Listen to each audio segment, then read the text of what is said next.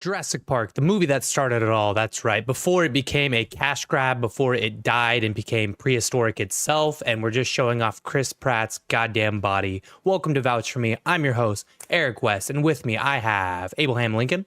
Hello there. And PapaNasty. Hello, my little sluts. We are cooking today. I believe this was Abel's pick. He picked a damn good movie. What we did was we had a discussion about it. We recorded it. There's no rhyme or reason to it. So it's going to get real weird, guys. And we will see you guys in a bit. I do want to ask some fun questions about the movie, but let's see. I don't think I've ever sat down and actually watched Jurassic Park before.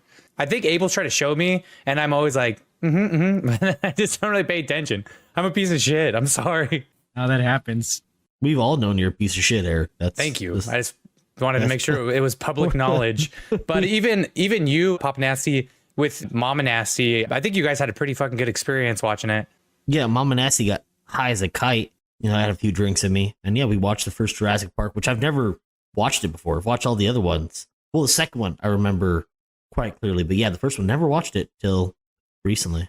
Yeah, because I ran into them. Yeah, so without you, Abel, just so you know, they came down to Seattle for a night, and I got to go meet up with them, and we did karaoke, and then at some point we were eating tacos, and then, yeah, Mama Nasty was like, oh, like Jurassic Park was pretty good, and I feel like part of it's because it's Spielberg, right? Yeah. Yeah. And he really does dig into the like emotions. Like watching that whole movie could have been completely different if people weren't having these like emotional revelations about themselves and others and crying about shit. And that one guy finally like likes kids, but not like that. But like he likes kids and it's fine. It's very different from its source material, probably for better and for worse. I remember like a very big key change was Spielberg changed Hammond's character a little bit because he couldn't make what's his face, Richard Attenborough, be a fucking piece of shit. He was like, this man's just too nice. Wait, so that was kind of like on the fly. Like once he decided he should be John, then he was like, I kind of have to redesign this character a little bit. Yeah, because in the book he's actually kind of just like piece of shit, money grubbing, like we're gonna get rich with this island and fuck animal rights and all that stuff. I'm trying to make money. Nah, I like the way they did it though, because nobody in this movie is necessarily evil. It's just like it's literally as what's his fuck continuously says throughout the movie, as Jeff Goldblum continuously talks about, it's chaos. Yeah. There's no evil whatsoever. It's so fascinating. The closest thing to a villain you get is Dodgson, but he exists only for like one scene to really just set up the plot of the movie, pretty much. But in the book, he's the villain. He's like the outright villain. He was the guy that paid Nedry to steal the dinosaurs and sabotage the island. But even then, that's like a corporate thing. Like, I bet people do that all the time. I bet you Elon Musk has been the man handing out the briefcases at some point. Whoa. Leave him alone. You leave him out of this pod, Eric, I mean, with your trash mouth. All right, somebody got the Neuralink. My apologies. Does it automatically make you say that? That's crazy. No. He's got a blue check mark on Twitter. Wouldn't you like to know, Eric? Did you ask him what that smell was when you were in the Tesla showroom and he said it was the mufflers? And then you realize, wait a minute, that's an electric car. It doesn't make any sense. Smells like burnt toast. No, we were too busy kissing. We couldn't get to that. All right, well, I think that works out, dude. I've heard of Elon Musk and like his girlfriend, wife. Isn't she a EDM woman? Grimes? Yeah. Ex-wife. Oh, my apologies. Yeah, she fucking hates him. Well, understandable. Oh, so now you're PapaNasty. You're in line. I didn't know. You didn't tell us. You didn't tell us you were spending weekends at his mansion. Waiting on that. Yeah. Waiting on that little ring. He disowned his daughter for being trans. Well, that's absolutely depressing. She's a transformer, everybody, if you're wondering. So leave her out of this too. And well, speaking of trans, dude, these dinosaurs actually goes wild because one of the dinosaurs becomes transgendered and just starts clapping all the other one's cheeks. That's crazy. Down. And they were doing it. They were doing it Froggy style, apparently. Yeah. Froggy style. Would that be Rule 34, Abel? Is that what? Is that? Not if it's not. It's canon though. It's not even Rule 34. No, is it? Okay. Yeah, no. It's a form of mutation, really. Like he spells it out that some species of frog, and I'm pretty sure, yeah, some species of frog can change their gender in an environment where it is difficult to find a mate of the opposite gender. So if you're in an environment where everyone's a girl, they basically mutate themselves into being male so they can reproduce. And that's what the dinosaurs did. What happens if you're in a podcast where everyone's a man? Well, someone's gonna have to get down. Yeah, dude, 1993, the CGI, there was a lot of, not CGI, of course. There was a ton of animatronics, a fuck ton of animatronics, right? Yeah. The CGI was sparingly used. But there was still some CGI. For example, the scene where they're running from the, not raptor things, but they're like running in a herd. Those things had to be CGI. Gallimimus? Yeah. Oh, definitely. Okay, but the CGI wasn't even bad. Well, you tell me that's not real? Yeah, dude. I'm gonna hold your hand when I say this. Wait, how much was the ticket that you bought to Jurassic Park? It's non-refundable, bro.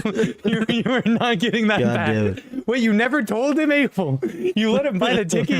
He sold it to me. Abel's one that sold it to me. Spared no expense. He was wearing a sombrero. I'm like, Abel? He's like, no.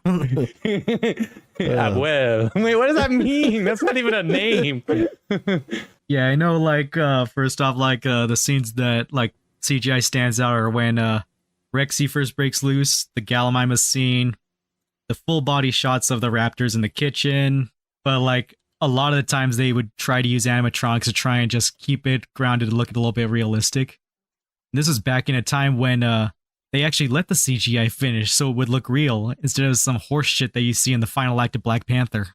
Oh, ooh! I think I've heard those comparisons. That was before. a PlayStation 3 cutscene. Oh my god, I've heard those comparisons before, right? CGI was so new in the 90s; they really took their time with it. Now that it's more developed, people rush it and make it look like shit. Oh yeah. Well, also it's because animatronics workers and prop designers are union, CGI artists are not. So they overwork the fuck out of the CGI studios. Oh, okay. Now I kind of see where you're coming from. And then people are like, why do they put up with it? And I'm like, because if a CGI studio pushes back, then they'll be like, well, just take our business elsewhere and goodbye. Your studio's never getting work from Hollywood ever again. Bam. One more complaint. Batman. Really bad CGI. Oh, that pissed me off. Which one? Patman. The Patterson verse. Yeah, the Patterson verse. What scene? The fucking Catwoman fight scene. When he's fighting Catwoman, they're going at it in the ex-mayor's house. Her kicking was garbage, like that scene. The fight, Was that CGI? That was bad CGI, yeah. Abel doesn't think so. Abel, we'll have to review it. Anyways, that was just a little... You did, but you did hear that somewhere, though, is Catwoman fight scene. No, I watched it, and I was pissed off in the theater. Yeah, it looked bad. It was so bad. Okay, you ready? I already got a random Reddit post. I couldn't get any confirmation, but my friend thinks that the fight scene between Batman and Catwoman is CGI. First of all, I clearly posted this.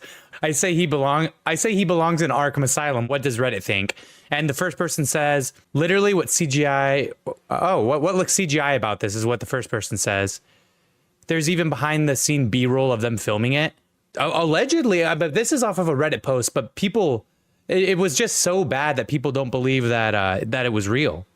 You know, there's this TV trope called reality is unrealistic, and sometimes people will say things look like CGI because of just funny lighting. I will bet you $20, Abel. I think it's the dark lighting that makes it look weird. Oh, I see what you're saying. Because it seems like they shroud it in darkness for a reason, as if they're... So the thing is, they're supposed to be staying in darkness, but if they were in, like, real darkness, we wouldn't be able to see them. So it's Hollywood darkness, where it's still a little lit so we can actually see what's going on. It's like the kicking. That's the part that drove me insane. Hear me out. It may be real, but they may have manipulated the shot so that way it looks faster than it was meant to because it's cooler. But in reality, they were just pieces of shit. You know, in reality, they were just manipulating the shot, and it wasn't had anything to... Yeah. But it does look CGI when you bring it up. Yeah, thank you. And I didn't find any confirmation. Like I was reading a Reddit post where people were arguing about it. So we are still on square one, my friends. So results are inconclusive. Damn, just like Whether or Abel's not. pregnancy. Hey. Is it Eric's? Is it PapaNasty's? We won't know till next episode, folks. When we get Jerry Springer on.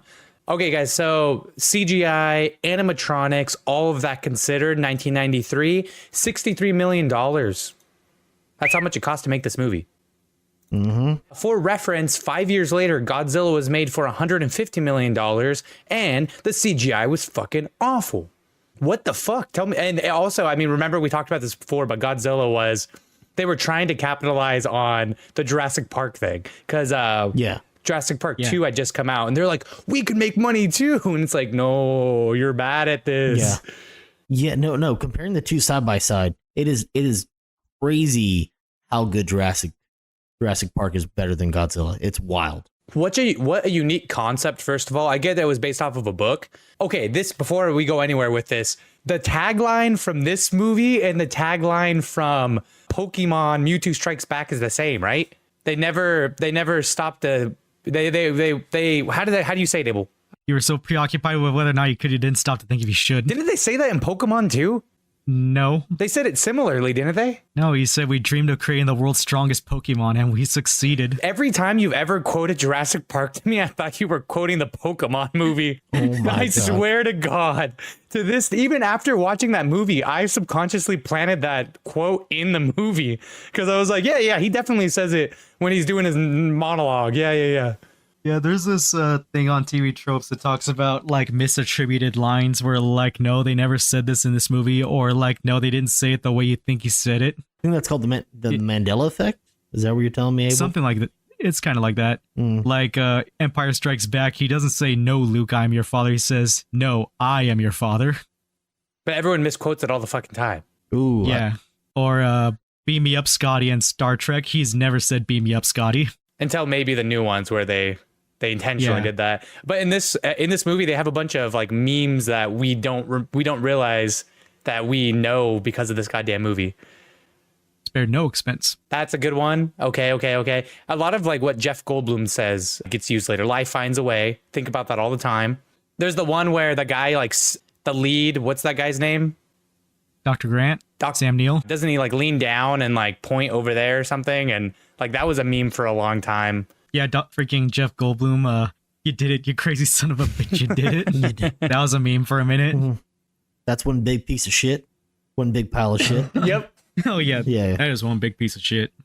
A lot of Jeff Goldblum lines were actually good. At first, he weirded me out, but then I get why people like him so much. He's hilarious. Yeah. Very early 90s fuckboy. That's what he was. He was the original fuckboy. Yeah, like, that was fan service, that scene when... he's chilling in the office. He's got his shirt open. He's just laying down like that. Yeah. Like, was there any reason for him to go that fucking hard? No, there's multiple scenes where he's posing like that. I'm like, does he really need to have his shirt open? And what's funny is we're watching with some friends, and my buddy's wife was like just ooh and ahhing over him. And I was like, what? Like, why? Apparently women think Jeff Goldblum was really hot. Prime Jeff Goldblum. I mean, he was an attractive cat. Don't get me wrong. But yeah, I was like, damn. It's funny. He's also got that seductive personality. The way he's like trying to hit on Ellie by like he lowers his voice and talks a little bit slower. Like she's dumb or something. That's crazy. Yeah. I try to do that to women and they tell me I'm condescending. That's wild. Yeah. What the heck? Well, get out of the female bathroom, Eric, when you're trying to talk to them. Jesus. If they're unisex now, fuck you. So what you're supposed to do is you're supposed to bring some water to them and show them chaos theory. I'm gonna drop a little water on your hand. Which way is it gonna roll off? And he uses that as an excuse to like hold her hand so he could show her. Yeah, that was crazy because a homeless guy showed me that trick, but it wasn't water. Oh no! Oh god!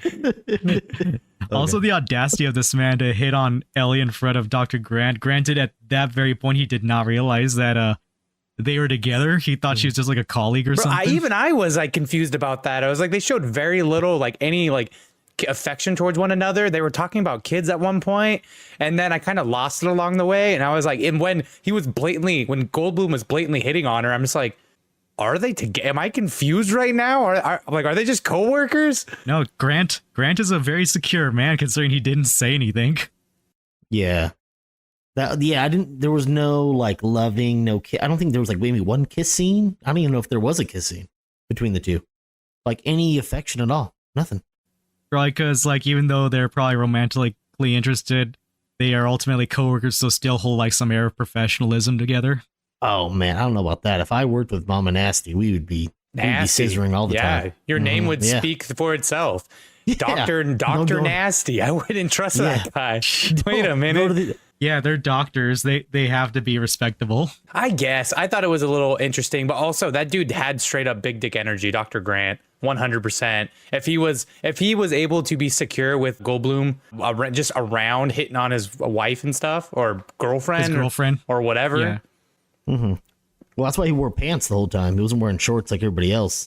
He was keeping it. He had to hide his third leg. Yeah. At some point, one of the kids was like, "What dinosaur is that?" And it's like, "No, that poor kid." It's like, yeah, that's what's that long neck called? There's like some discourse on Twitter because people like to get up in arms about age gap romances sometimes, and apparently, like I guess according to the script or the book, Dr. Grant is like 20 years older than Ellie. Oh, Jesus. But how old is she? Probably like 20 something. She's in her early 20s. Okay. I mean, we were just talking about Al Pacino before the pod. That's still better than that situation. Yeah. Yeah, I think people were saying it's probably like a suspect thing because he probably met her at the university. She was probably a student or something.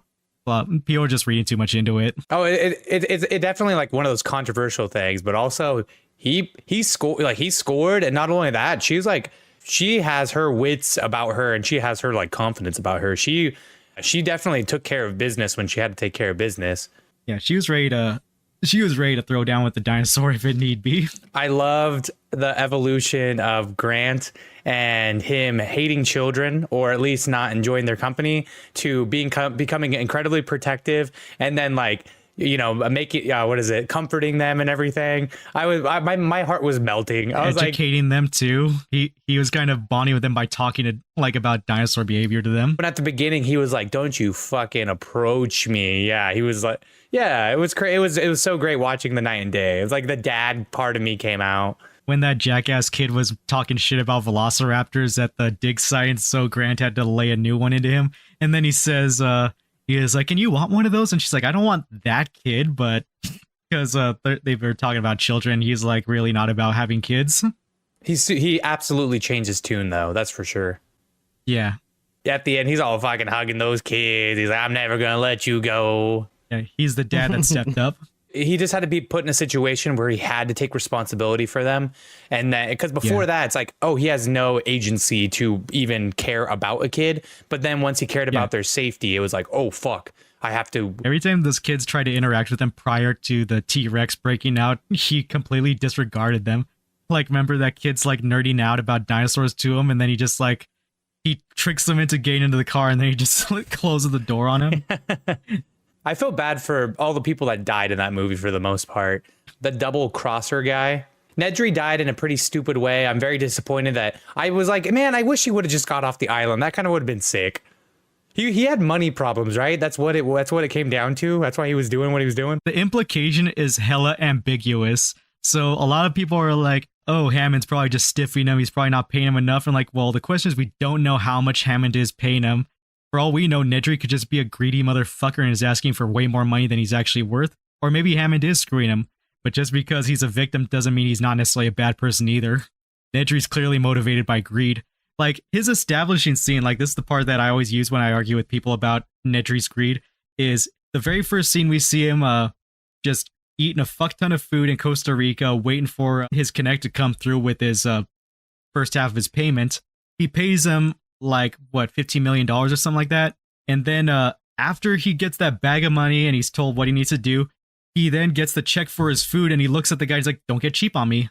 Like, wait, so he just got paid millions upon millions of dollars and he still wants him to pick up the tab for him? I wonder what his plan was. I guess that we weren't given enough to be like, what are you doing with your fucking life?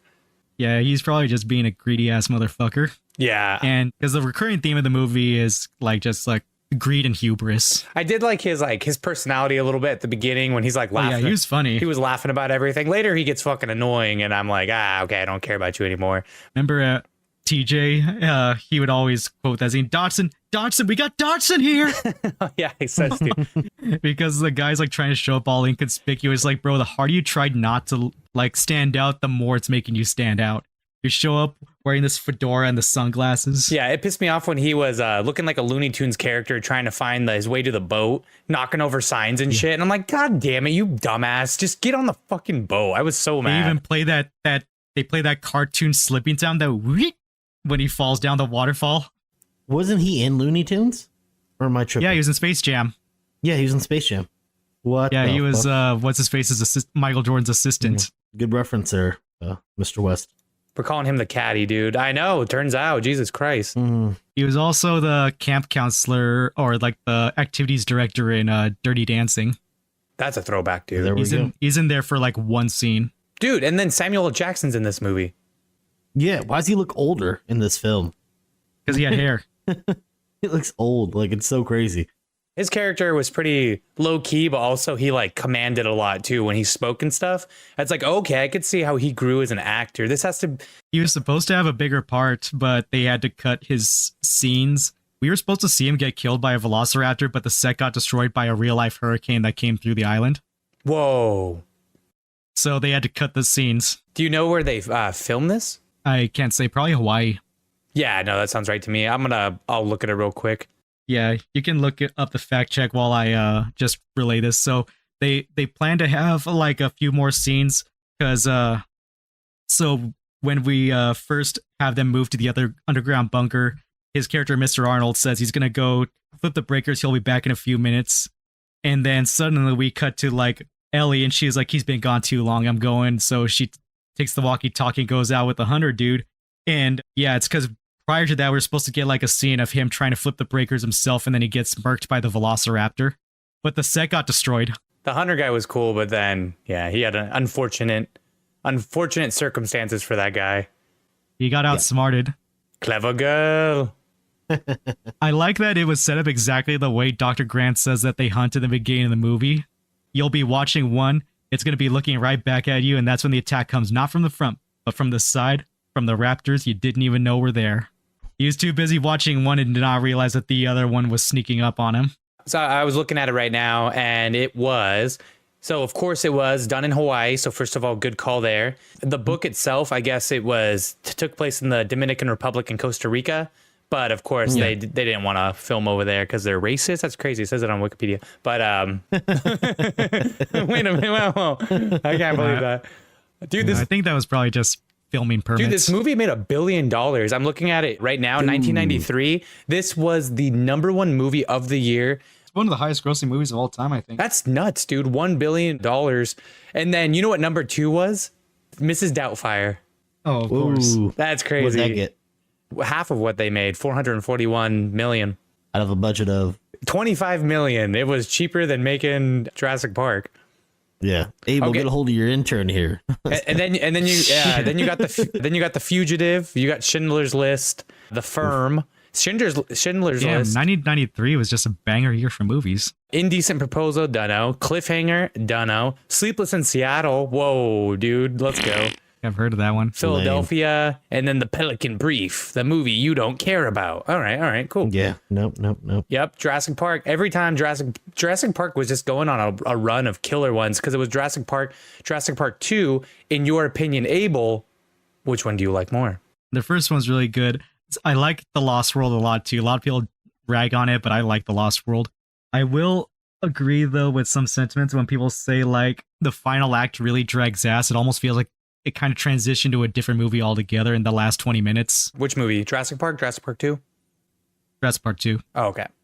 Because when they get to San Diego, the T-Rex breaks out and then all hell breaks loose. It feels like I'm watching a different movie at this point. In Jurassic Park 1, it's funny how they keep like solving their problems, but then something else fucking crops up. And I'm like, oh, okay, this continues. And it's cool because they emphasize the chaos thing. And so although they kind of figured out the systems, there's still more chaos they have to deal with again and again. And it's like, okay, so even if that dude never hacked his little heart out and like screwed them over, The dinosaurs Things were bound to fail The dinosaurs regardless. were still bound to breed, so you would have been fucked either way. It probably wouldn't have been as big of a fallout, but there still would have been victims. In fact, like, what if they got to the park going, they were sending people through, and it turned out there were way more like carnivorous dinosaurs around, and they came and started gobbling everybody up. I want to see that movie. Ooh.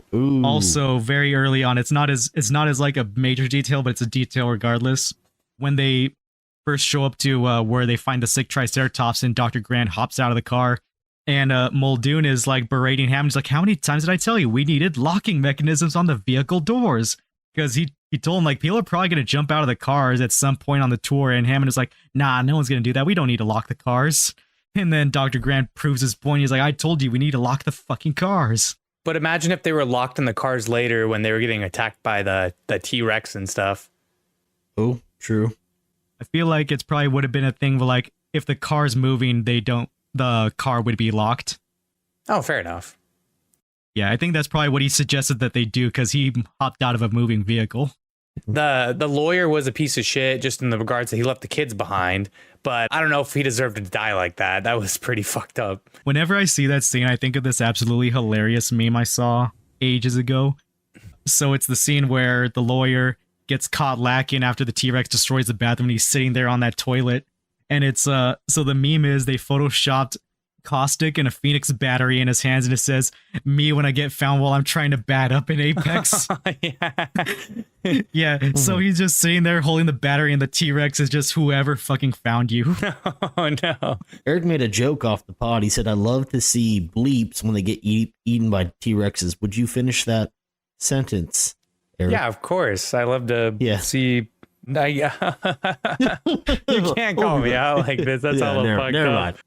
Lawyers, Right? lawyers. Lawyers. The answer was lawyers all along. Wait a minute. Okay. Survey said. Yeah. I'll take that at face value. This was a cool movie because it did feel like a feel good movie again. I do love me a good feel good movie, but it was suspenseful, and then also there was character growth along the way. So I mean, I don't know, man. Those are some pretty fucking great things for me. Hammond kind of learns that just being optimistic is probably not the best for running a park. He kind of just got brought down a couple pegs after seeing everything collapse around him. Was that your favorite scene? No, I mean, those are just my favorite concepts. But yeah, if we went more for favorite scene, I like all of the beginning when they're first getting introduced to the park, and it's like all of the wonder, dude. They were just fucking. That John Williams score just really sends it dude, home. the whole. Da-na-na-na-na, da-na-na-na-na. Oh my god, it's a fucking dinosaur. Jesus Christ, what the fuck? Classic.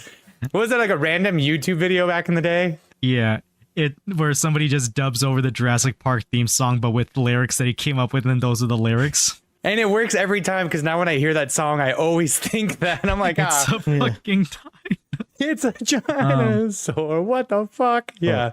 Abel, what was your favorite scene? I feel like I like almost every scene that Jeff Goldblum's in. His character is just hilarious, and I always think about, I wouldn't say it's my favorite scene, but I always think about all the time whenever I'm right about something, and it's when he's like, "God, I hate being right all the time." It's right when the T-Rex is breaking out, because he was like, things are gonna go to hell, the animal's gonna break loose, and shit just gonna hit the fan, and then what happens? The animals break loose, and shit hits the fan. It's kind of iconic, the clever girl scene. My outright favorite scene, honestly, I love the intro. The cold open where we see them transporting that crate into what we now know as the Velociraptor paddock, and then the gatekeeper just promptly starts getting like eviscerated by the Velociraptor, and they're all trying to save him. And yeah, it's just like, it really sells like they really don't have as much control as they think they do type deal. And the creatures are smarter than they look, because when they're gonna let it into the paddock, it instead runs into the cage the other way, forcing it open to try and escape. That's pretty fucking smart. What do you got, PapaNasty, then? What was your favorite scene? Probably when they're turning the power back on. Oh yeah. Oh. There's something satisfying about that flip switching. I just love that part. When you think the little kid's gonna make it, and then he gets shocked and goes flying. You're like, or when Grant fucks with him right before that, where he's like, I'm like, they're not gonna shock the little kid, right? And his little ass goes flying. I was dying. Me and Mom and Nasty had to pause it. We were crying. That's so fucking awesome. I love that. That's what the response was. We didn't expect that. It was just Yeah, he'll be fine. He'll just be a little messed up. Oh, there's like speaking of funny things, there's like this little film detail I love. I noticed this as a kid, but I like that TV Tropes pointed it out. The scene when Nedry is stealing the dinosaur embryos from cold storage, a bunch of them are misspelled. Like Tyrannosaurus only has one R, Stegosaurus spelled with an A instead of an O. And at TV Tropes pointed out, like, so you misspelled these easy names like Tyrannosaurus and Stegosaurus, but you somehow spelled Metriacanthosaurus right? That's the only one they focused on, dude. That's some ADHD level shit. What the fuck? Yeah, not too many dinosaur nerds watch these movies, so of course they'd get caught lacking on that. Speaking of which, PapaNasty, I don't think you realized you didn't praise him as he sat down, but this is the dinosaur expert Abel over here, Abraham Lincoln. And so I just realized you're so lucky because you grew up, got obsessed with dinosaurs, and then you had all of these movies to catch up on, which were exclusively about dinosaurs. You must have been having a fucking heyday as a child. Oh yeah, I had the BBC Walking with Dinosaurs on VHS. When do you think you watched Jurassic Park for the first time? Did you just watch it a lot growing up? Yeah, probably like it would have been 4 or 5. It was on VHS. I definitely didn't see it in theaters, obviously, because it was before I was born. Yeah, but you got your hands on it, and you probably had to be so stoked being a little kid. Hey, the dinosaur, and I'm gonna watch it. Like I'm trying to see. That's a good. That's a Why is he so excited? Like, I remember being excited when Jurassic Park 3 came out. That one came out in theaters when I was a kid. Oh my god! I saw Jurassic Park 3 in theaters. Would you ever go outside in your backyard and pretend to be a dinosaur? I did that at school. That's a Step Brothers.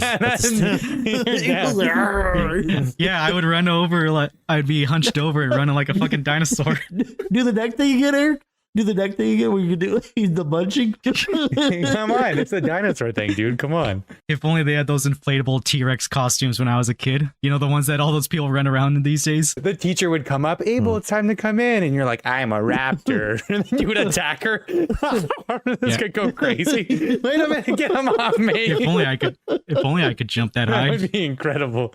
No, dude, I would fucking. That's awesome, though. I wish I was. I'd probably like a weird kid who'd like to like meow a little bit, but not. No. I would. You know what I would do? Okay, if we're telling embarrassing stories about being kids, I remember once being in 2nd grade, going to a new school and walking around the playground, singing a made-up song to myself about how I had no friends. Oh no. I wonder why I had no friends.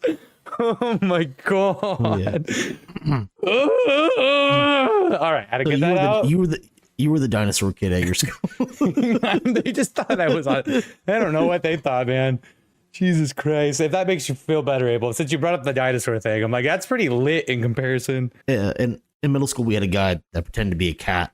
I was always nice to him until one day he tried to scratch me, and then I tried to beat him with a book. Yeah. I felt bad, but he scratched me. Yeah. PapaNasty was a weird kid that would show up in 2nd grade and he'd just have a black eye.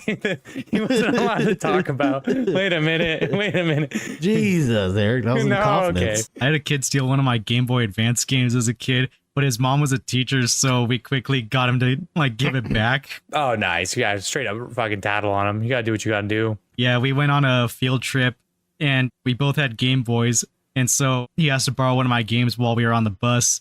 And then when we came back from the field trip, he just dipped with my fucking game. And so I think I told my mom, she told the teacher, and the teacher knew that his mom was another teacher. So we quickly like got back to his ass, and she made him give it back to me. Dude, that's like the most successful story of being a child. I lent some kid my marbles and he never gave them back. I'm like, and I finally got some good marbles, god damn it. The trick is you have to know somebody who knows their parents, because that's the only way you'll ever get your shit back. That's true. And you have to hope their parents actually give a shit. Rudy, I'm coming for you, piece of shit. I'm gonna get those marbles back one way or another. I remember my cousin's sister stole my Blue Eyes White Dragon once, and my cousin, he was like my best friend, so he made her give it back to me. That's nice. He stole your Blue Eyes White Dragon, so you stole his life. Whoa, Abel, no. He admitted to murder on the podcast again. You gotta stop doing that, dude. That's crazy. Well, we're not live. We're only recording. Let's just delete the recording. Nope, I'm holding this against you, buddy. You don't have my audio. Oh, fuck. I've been recording this whole time. You're screwed. Those kids in the movie were actually pretty good actors, don't you think? It's so crazy to think they're like whole ass adults now. Oh yeah, I'd have to look up pictures. Dude, okay, so you know how a lot of people, I mean, tell me if I'm wrong here. When people make fun of kids, they're always like, oh, little Timmy is running around. Like, this kid was little Timmy. I think this is like the birthplace of the joke that everyone makes about. Whenever I think of Little Timmy, I think of Fairly Odd Parents. Well, true, but that was still came out afterwards. But yeah, you're like, oh, little Timmy fucking ran and hit his head and died or something, and you're like, oh yeah, Tried climbing the electric fence and got shocked. yeah. So it was a weird observation, but I'm like, I don't know. I see a correlation here. Yeah, I know the meme was like mostly thrown around in like Pokemon and Smash when people are like talking about people who like comeback mechanics because little Timmy's too bad to actually want to get good at the game. Yeah, you need them though. I don't know, guys. I feel like I yapped my heart out about this movie. How do you guys feel? I feel like I had more to add on, but I'm trying to just recollect a little bit. Basically, I wanted to talk a little bit about like so the theme of like hubris and greed. So like when they first get there, everyone, the lawyers, the paleontologist, Dr. Malcolm, and he's going on about like logistics of running this park is just like morally wrong, but at the same time we're showed how like Hammond is like cutting costs in a lot of places despite saying he spared no expense. So he's got one man automating the whole goddamn park. He didn't buy locks for the fucking cars. So this is one I read on TV Tropes, and this one was actually very interesting. So after they were introduced to the Velociraptor paddock, and he's like, all right, who's hungry? And it cuts to them having dinner. He said they were being served Chilean sea bass. There is no fish actually called Chilean sea bass. It's a nickname given to what was basically called bycatch. It's this species of fish. I forget what its actual name is called. So bycatch is basically fish you catch in your net that you didn't actually want to catch. It just gets mixed in with what you actually wanted. But some people down in Latin America just started selling that fish to try and make some profits. They would sell this bycatch and call it Chilean sea bass to make it sound fancier than it actually is. So he's feeding them cheap fish in the dinner scene.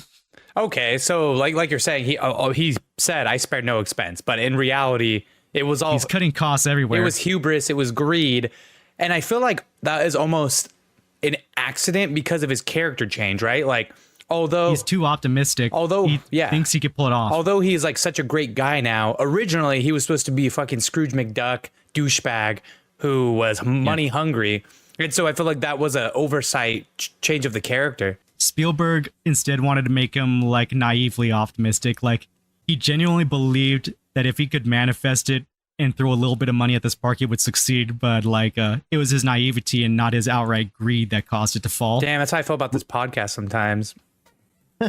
Oh, okay, Mr. Krabs. I'm crazy. I'm wild. Okay, all right. But no, I totally see where you're coming from, though. And a lot of the other characters, too, were either naive or greed. Greed was a big plot in like a, the lawyer was like greedy. He's supposed to be there. So he was there to represent the families of the worker that died in the intro of the movie and also the investors who are getting antsy because they think the park is unsafe. But he's the first one to flip his tune when he sees the dinosaurs are real because he's like, we're going to make so much money with this place.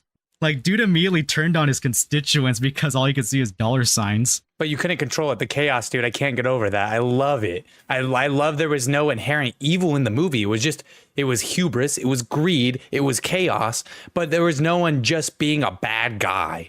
It was just like, everyone had good motives. The closest thing to a bad guy would be the Velociraptors because I think in the source material they said that the Velociraptors were specifically the one they called the big one who was the leader of the Velociraptor pack.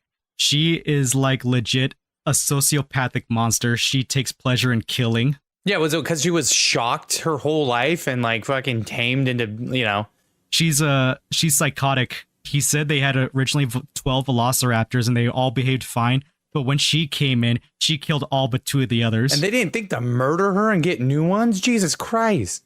Well, they were breeding new ones. Like we saw the egg of one hatch but that takes time for them to grow up. Time is money, Eric. Dude, I guess, Satan was reincarnated as a velociraptor, and they're like, nah, we're not going to put this thing down. I was going to add something onto that point, but then we got carried away by the whole evil and villain things. Yeah, All right, Grandpa, let me tell you. All right, let's take it back to. So first you were telling us you had us on your knee, and you were telling. Oh, okay. And then I was like, "That's not your knee." Yeah. Speaking of favorite scenes from earlier, when I was a kid growing up, my dad loves the scene in the beginning. So shortly after we see that guy get murked by the escaping velociraptor, we cut to the lawyer guy in Costa Rica showing up to the mine to talk to the head miner dude. And establishing character moment, this goes over my head as a kid, but as an adult film bro who likes overanalyzing things, we see that Gennaro is kind of a jackass who cares more about appearances than substance, because what kind of lawyer shows up in the fucking wilderness in dress shoes and khaki like suit? That's a good point. The head miner makes a joke in Spanish. It's not subtitled, but my dad understood it. And he said, the guy said he bets $100 the guy's going to fall on his ass. And he falls. He does. He falls on his ass, yeah. Because he's not wearing hiking shoes. He's wearing dress shoes in the wilderness. Like, this guy is going to totally make a fool of himself. That's the defining character moment of that dipshit.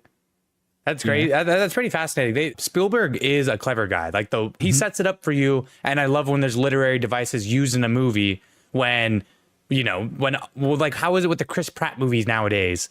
It's not the same vibe anymore. Yeah. Or like how Dr. Grant is super old fashioned stuff. Like when they're showing how they can use underground radar to like show the dinosaur bones instead of digging them up. And he's like, where's the fun in that? And also when he tries to touch the monitor and starts wigging out and she is like, Dr. Grant's not machine compatible. Yeah. He's very super in the old ways. He's not about that stuff. And why he carries around that fossil claw in his pants all the time. He clings to the past. Dang, so he's a lot like PapaNasty. That's crazy. Whoa, hey. Oh. They wear the same hat. Whoa. Yeah. Always on the lookout for a future ex Mrs. Malcolm. yeah, my bad. He's more That's like called Mr. West right there. Yeah. Let's go. I want to be a little Timmy. Hey, what about all the dinosaurs? Oh, wait, that's Abel. My bad. I like that Malcolm has some dignity, like when he actually asks Grant, like, are him and Sadler dating? And he's like, yeah. And he was like, I'm sorry, man. Yeah, exactly. Like he quickly backs down. It's like, all right, I understand. I'm sorry. And then I even think he compliments him later about it or something too. Yeah. Well, hopefully when we go to Cancun, some guy has developed a Jurassic Park island that we'll get a visit. I'm sure there'll be no repercussions of that. Don't buy the Chilean sea bass. Come on. Well, Abel, I feel like this was your pick. Mm-hmm. Yeah. So what do you think, guys? Do you vouch for me? Yeah. Absolutely. Vouch for you. Fuck yeah, dude. That was such a great movie. This is a movie you show your kids. You add it to the list. Yeah. Watch, Marry, Kill. Watch. Mary. Whoa. 100%. What the hell? This is such a good movie. Yeah, this movie's peak. One of Spielberg's best. No, yeah, Mary, I'm fucking. This goes on the, this goes in the collection. It gets shown often to the children, and you got to condition them into recognizing a good movie. No, if they don't want to listen, you just give them the speech that Grant does with the raptor claw and just scare the shit out of them. No, it was great though. I did enjoy it. You know what's funny is when that kid's like, that doesn't sound scary. It sounds like a 6-foot turkey. I'm like, bro, if I saw a 6-foot fucking bird, I'd still be terrified. Yeah, dude. Yeah, big bird's fucking coming to collect, dude. Get the fuck out of there. What are you doing? Yeah. Cassowaries are like 3 feet tall, and those things can kill you. You ever seen an ostrich, dude? Yeah. Yeah, they're scary. They look so dopey, but yet I'm sure that thing would murder me if it had to. Oh, yeah. Nosferatu's coming out soon. I think by the end of the month. No. Oh, yeah. Wait, what? No, I thought it was December 25th. Is it all the way then? Was it? Yeah. Time to do some Googling. Well, it's because I already see people posting articles about how cool it is. And I'm like, is someone getting advanced screenings? I know Gladiator 2 is already getting. Yeah, it comes out Christmas. Fuck, but that's still cool. Okay. Damn, I didn't know I have to wait that long, though. I know. But Gladiator 2. I knew you were going to be excited.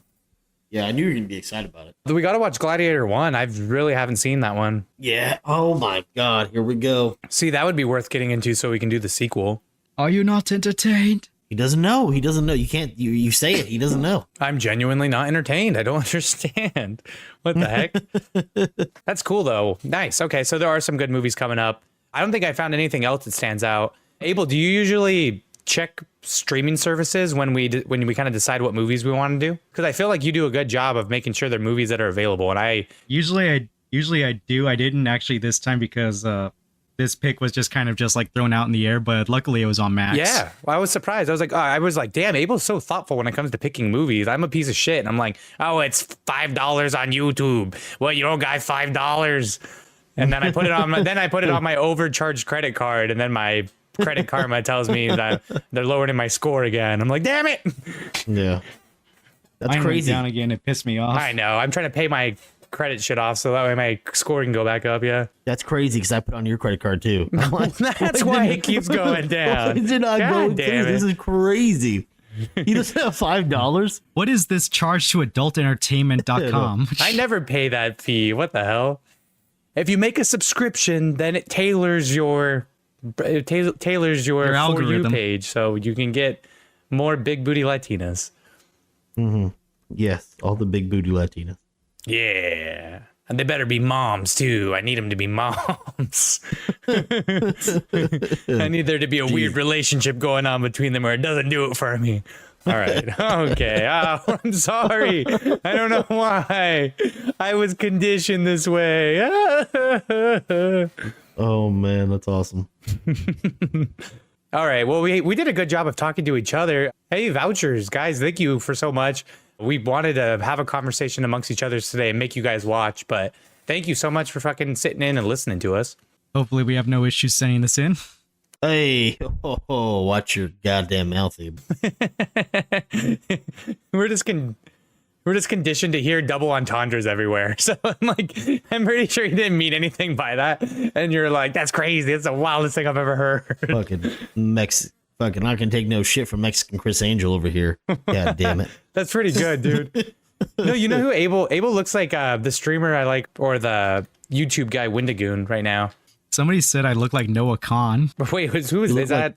Genghis Khan's son? Some fucking folk singer or some shit. Oh, that's kind of nice. What the hell? Oh my god, this actually looks okay. Tell me if this guy's really popular in. Yeah, I want to send this picture of this guy so you guys can see.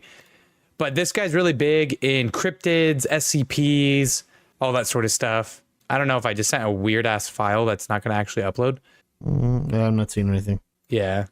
But whatever. You look like a famous YouTuber, Abel. So, and he does a podcast with Papa Meat. Dang, we're just trying to. Whoa. Yeah, dude, we're just trying to be them. And I'm the outlier here. Turns out they don't have a third guy. There's only two. No, you're just a liar. You're just a dirty liar. Just a blatant liar. Goddamn. Well, that's all, folks. Sweet. Thank you guys. We're on YouTube and Spotify, and I don't know. Put us on in the background. Please like, comment, subscribe. Yeah. Put us on in the background as like to listen with your girl, or just get a girl over, put it on the background, and then I want you guys to make passionate love with us in the background, giggling. It's gonna be a great time. All right, bye guys. Later. Good night. All right, see you.